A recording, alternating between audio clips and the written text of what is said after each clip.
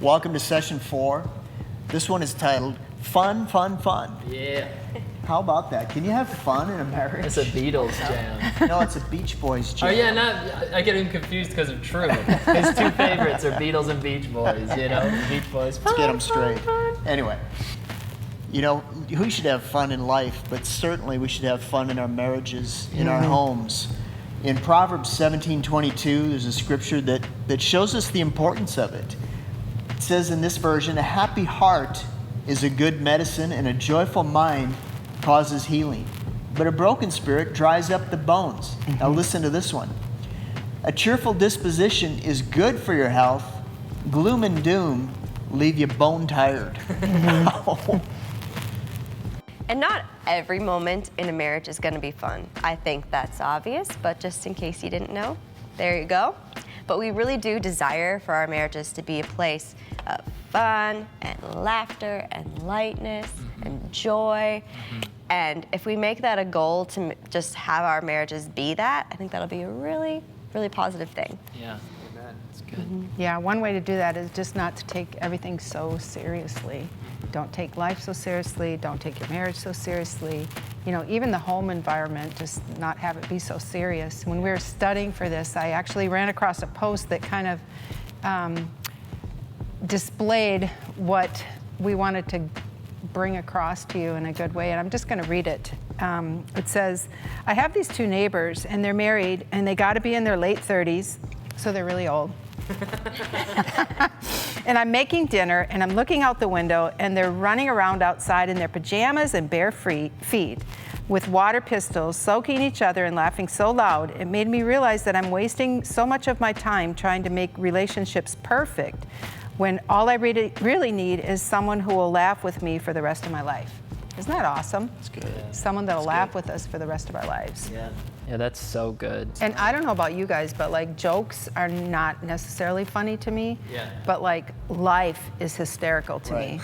You know? And when you have a marriage partner that pretty much has had the same experiences that you have, you know, they can relate to the humor in just everyday life like you can, you know? It's like family jokes or something like that, you know? It's like... We're on the inside. All inside jokes. Yeah, inside jokes, you know, between your spouse. Which is, again, what I love about this, because like for you guys, you have a language and you have a humor and you have your version of fun. And our hope is not to say, this is how you have fun. This is to say, we want to encourage you that fun is an encouragement. That it's an important ingredient. Yes. In any relationship, but it definitely needs to be there with your spouse. Yeah, and so Psalm 118:24 says this, this is the day which the Lord has made. Let's rejoice and be glad in it. I think it's so good that we remember this with our partner. Right. Because sometimes I forget that this is the day the Lord has made. And that I should rejoice and be glad in it. Sometimes I'm like, this is the day that Satan has made. You know what I mean? Like, I'm depressed and I hate everything, you know? And Kara can talk me out of that, but not even in some serious way, just like breaking me out of my funk. That's what I find fun. That's what when I think about like getting outside of it. And almost in an unhealthy way, you could just distract yourself from stuff all the time, but sometimes you need to step away. Right. Be able to fully engage in fun so that you come back to it with some kind of perspective. You know, oftentimes what I find is I realize that the thing that I was so worked up about is not as big of a deal as I thought it was. Once I get outside of it and I have some fun. It's like fun breaks. Fun breaks, I mean, amen. schools have recesses for a purpose. Yeah. You can't just all day long have intense subjects. Yeah. You know? Yeah, that's recesses. Productive, yeah. Yeah. It's really good. It's good. Another thing that's super important in a marriage, and I know that it's been very crucial in our relationship, is dates. Yeah. And I know sometimes our lives are just so busy that it just feels like everything has to be super planned out, and that can just be the reality of it. And if that is your reality, make sure that you plan and schedule time for dates. Yes. I know for us, it's almost always Fridays, and we just keep that day and we do something fun that day every time too. So I know a really recent Friday past, we had just a really stressful day. We had a lot of construction going on at our house. Our dog was super sick and just True was in a funk. And we had plans to get out. It was a Friday, but we were like, oh, maybe we just stay home today. It's just too much. But we pushed through and did it, and it was so worth it because when we came home, we were refreshed and capable to deal with all the stuff that we had going on. Yeah. And it brought us closer together, reminded us we're on the same team, and it's just a really good thing. And if you need help doing this, ask for help. Yeah. If you need someone to let your dog out or watch your kid or just whatever you need, ask for help, because I know there's probably people in your life, there's definitely people in this church that want couples relationships to thrive. So Yeah. ask for that help. Yep. Yeah, and you have to fight for it. You do. You have to fight for it. Like, and there's so many things grabbing at us all of the time. Like, there's so many things grabbing at us, and for us to prioritize each other and to say, no, this is our day, this is our time. We're gonna get away and unapologetically have fun. And that getaway can be like a nice date or whatever is a nice date or whatever out for you.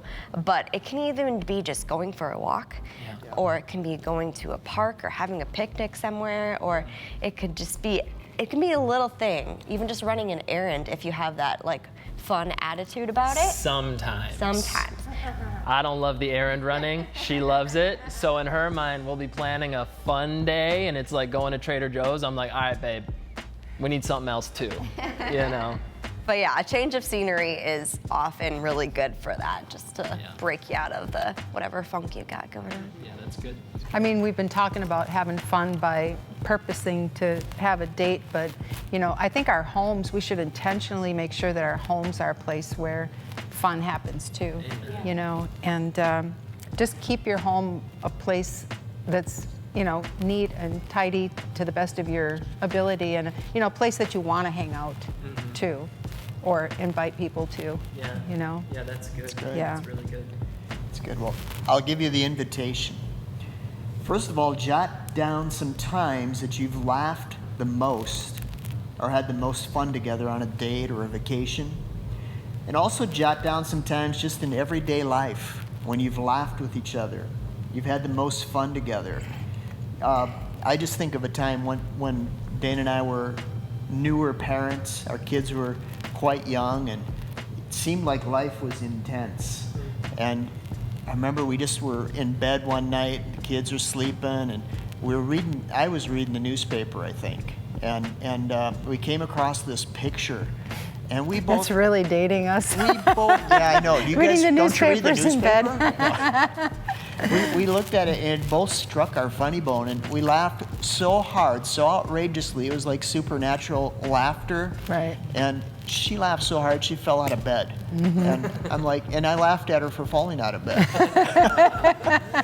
But those times they're so needed. So write down a few of them.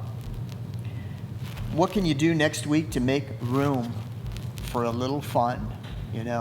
I'd say this: be spontaneous, and find the fun in life. You're going through it together.